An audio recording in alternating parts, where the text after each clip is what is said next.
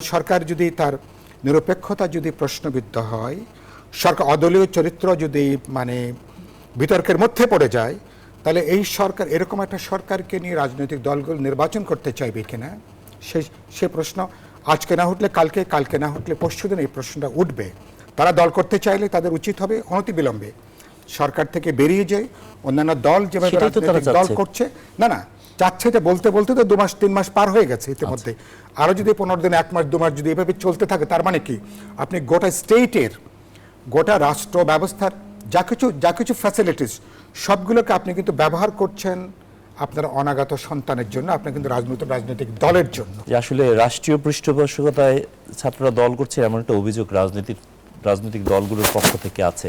তবে তারা তাদের নিরপেক্ষতা প্রমাণের জন্য তারা বলেছেন ইতিমধ্যে যে তারা উপদেষ্টা থেকে পদত্যাগ করেই, তারপরেও কেন আসলে মনে হচ্ছে যে তারা আসলে রাজনৈতিক পৃষ্ঠপোষকতায় দল করবেন?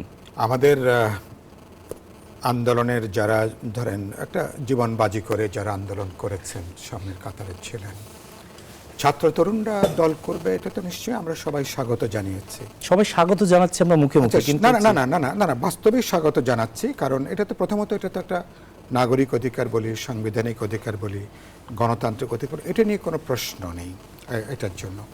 তার মানে এক্সিস্টিং কোনো দলের প্রতি কারো আস্থা নাও থাকতে পারে, নতুন প্রজন্মের স্বপ্ন চিন্তা আকাঙ্ক্ষা এক্সিস্টিং দলগুলো ধারণ নাও করতে পারে। সুতরাং এটার একটা যুক্তিসঙ্গত কারণ তো নিশ্চয়ই থাকতে পারে, এটা নিয়ে কোনো প্রশ্ন নেই। প্রশ্ন এসছে যে ছাত্ররা তারা তো তাদের 3 জন প্রতিনিধি তারা সরকারে আছেন, ইতিমধ্যে কয়েক মাস পার হয়ে গেছে। দল করার কথাটা শুনে আসছে আমরা গত 2 মাস 3 মাস থেকে, এবং আমরা যতটুকু শুনি যে 2 মাস ধরে শুনেছি 200 এর বেশি কমিটি গঠন হয়ে গেছে। তার মানে তারা নানা নামে বৈষম্য বিরোধীর নামে বা অথবা জাতীয় নাগরিক কমিটি অথবা ডিফারেন্ট নামে, তার মানে কি কথাটা এসছে এই জায়গা থেকে যে আপনি সরকার তো চরিত্রের দিক থেকে একটা দল নিরপেক্ষ, একটা অদলীয় সরকার, বিশেষ কোনো ইডিওলজি, বিশেষ কোনো পলিটিক্স, বিশেষ কোনো দল, কোনো রাজনৈতিক প্ল্যাটফর্ম, বিশেষ কোনো পলিটিক্যাল এজেন্ডা বাস্তবায়ন করাটা সরকারের দায়িত্ব নয়। এবং প্রধান উপদেষ্টা তো বলেছেন যে ছাত্ররা দল করতে পারবে। সরকার এবং প্রধান উপদেষ্টার এই বক্তব্যটাই আরো অনেক বেশি বিভ্রান্তি তৈরি হয়েছে।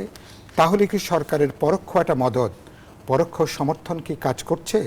তাহলে কি সরকার কি তাদের পেছনে গত কয়েক মাস ধরে, তাহলে তারা কি একটা পরোক্ষভাবে একটা রাজনৈতিক, প্রশাসনিক, অর্থনৈতিক বা বহুমাত্রিক ছত্রছায়া কি তারা কি জুগিয়ে যাচ্ছেন? এই প্রশ্ন নাগরিককে উত্থাপন করলে সেটাকে তো আপনি উড়িয়ে দিতে পারেন না। এবং আপনাদের সেই জায়গাটা তাতে প্রবলেমটা দুটো। প্রবলেম হচ্ছে তাতে সরকারের চরিত্র নিয়ে প্রশ্ন উঠছে, কারণ সরকার যদি তার নিরপেক্ষতা যদি প্রশ্নবিদ্ধ হয়, সরকার অদলীয় চরিত্র যদি বিতর্কের মধ্যে পড়ে যায়, তাহলে এই সরকার এরকম একটা সরকারকে নিয়ে রাজনৈতিক দলগুলো নির্বাচন করতে চাইবে কিনা সে প্রশ্ন আজকে না উঠলে কালকে, কালকে না উঠলে পরশুদিন এই প্রশ্নটা উঠবে। তাহলে এটা একটা বড় একটা সংকটের জায়গাটা তৈরি করবে। 2 নম্বর হচ্ছে কোথায় ছাত্রদের, আমি মনে করি তাদের যেটুকু যে সম্ভাবনা আছে, যদিও তারা তাদের অতি কথন, তাদের শব্দ বাক্য, বডি ল্যাঙ্গুয়েজে সমাজের অনেক গুরুত্বপূর্ণ অংশীজনদের কাছ থেকে তারা অনেকখানি এখন তারা বিচ্ছিন্ন তারা হয়ে গেছেন। তাদের প্রতি আমরা তো নতুন প্রজন্ম, তারা দেশকে তারা পরবর্তী তারাই তো নেতৃত্ব তারা দেবেন। সুতরাং তাদের প্রতি আমাদের স্নেহ, মমতা, ভালোবাসা, এক ধরনের তাদের প্রতি আমাদের যে কমরেডশিপ, সেটা তো আমরা অব্যাহত রাখতে চাই।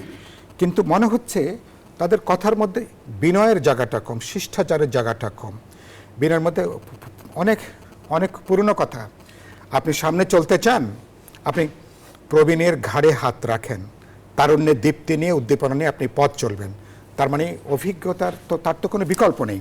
তো সে জায়গাটা আমরা মনে করি ছাত্রদের যদি এটা করতে চাই, তাদের যেটুকু সম্ভাবনা একটা ইন্ডিপেন্ডেন্ট পলিটিক্যাল আইডেন্টিটি হিসাবে, এটা শুরুতে এটা কিন্তু হোঁচট খাবে, এটা কিন্তু প্রশ্নবিদ্ধ হবে এবং এটা কিন্তু একটা বিতর্কের জন্ম দেবে। তো শুরুতে একটা জন্মলগ্নে যদি এটা প্রশ্নবিদ্ধ হয়ে যায়, যেটা ইতিমধ্যেই সমাজের নানা অংশের প্রশ্নটা তৈরি হয়েছে, এটা তাদের জন্য কিন্তু আখেরে কিন্তু ভালো ফলাফল আনবে না। তারা দল করতে চাইলে তাদের উচিত হবে অনতিবিলম্বে সরকার থেকে বেরিয়ে যায়। অন্যান্য দল যেভাবে দল করছে, না চাচ্ছে যে বলতে বলতে তো 2 মাস 3 মাস পার হয়ে গেছে ইতিমধ্যে। আরো যদি 15 দিন 1 মাস 2 মাস যদি এভাবে চলতে থাকে, তার মানে কি আপনি গোটা স্টেটের, গোটা রাষ্ট্র ব্যবস্থার যা কিছু ফ্যাসিলিটিস সবগুলোকে আপনি কিন্তু ব্যবহার করছেন আপনার অনাগত সন্তানের জন্য, আপনি কিন্তু রাজনৈতিক দলের জন্য। তার মানে আপনি কিন্তু একটা ডাবল স্ট্যান্ডার্ড সরকার কিন্তু সেট করে দিচ্ছে। এই জায়গাটা থেকে বেরিয়ে নাহলে কিন্তু রাজনৈতিক সংকটটা বাড়বে, সরকারের প্রতি কিন্তু দলগুলোর আরও কিন্তু বিরোধের জায়গাটা কিন্তু বাড়তে থাকবে, যেটা আমরা কেউ চাই না আমরা।